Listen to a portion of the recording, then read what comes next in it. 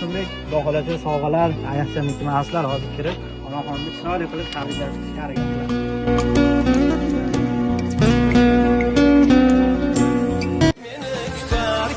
Gündüz yollarımda közü bu fakat onamdır. Ağladığımın sebebi özü, bahtımın yıldızı bu fakat onamdır. Etrafımda yanar parvana, dünyada bir dana. Hayatının manası yok insan kimçe. Bezovta qilmadingizmi? Qani? Tavallud bayonlari bilan tabriklaymiz.